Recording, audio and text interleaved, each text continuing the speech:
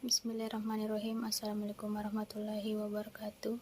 Perkenalkan, nama saya Rahmadani dari kelas HR 18E.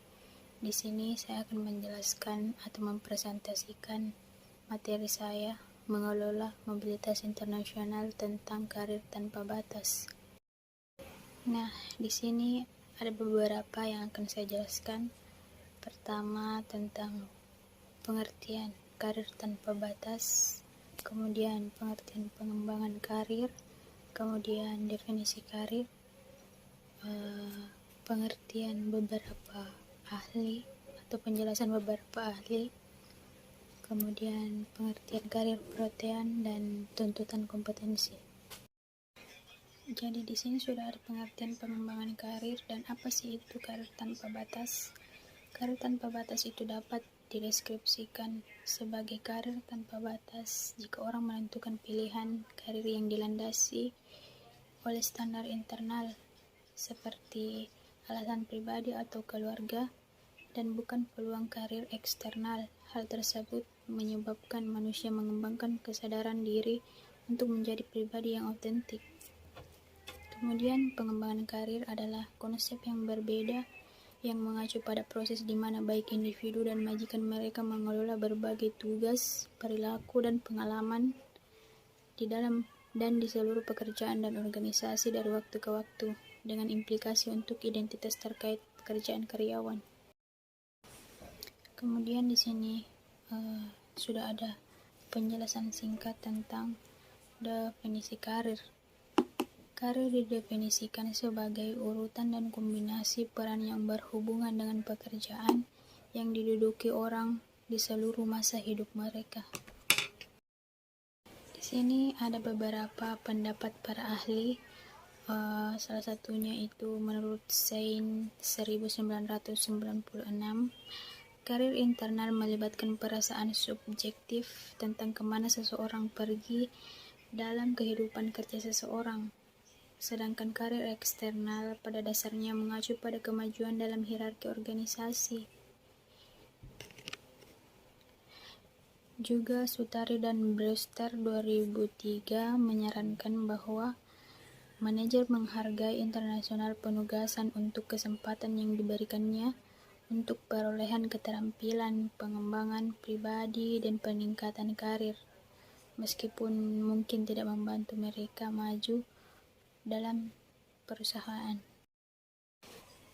Dan di sini juga ada pengertian tentang karir protean dan apa sih itu karir protean. Baik, saya akan jelaskan.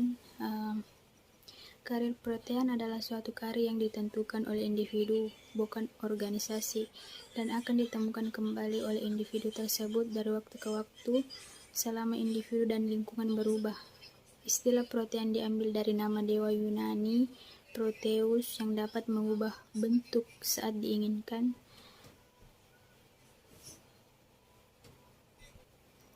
Kemudian Alwi pada tahun 2001 mengartikan protean karir sebagai karir yang seringkali berubah didasarkan pada perubahan minat karyawan, nilai-nilai yang dianut, kemampuan dan perubahan-perubahan di dalam lingkungan kerja. Adapun tujuan akhir karir protean adalah tentang kesuksesan psikologi, yang dimana dimaksudkan di sini adalah perasaan bangga dan pencapaian personal yang dirasakan sebagai akibat dari keberhasilan dalam mencapai tujuan paling penting dalam hidupnya. Bisa jadi pencapaian personal itu berupa kebahagiaan keluarga, kedamaian hati, atau yang lainnya. Hal ini jelas bertentangan dengan kesuksesan vertikal di dalam kontrak karir. Nah, dan kemudian di sini ada tuntutan kompetensi tentang karir tanpa batas.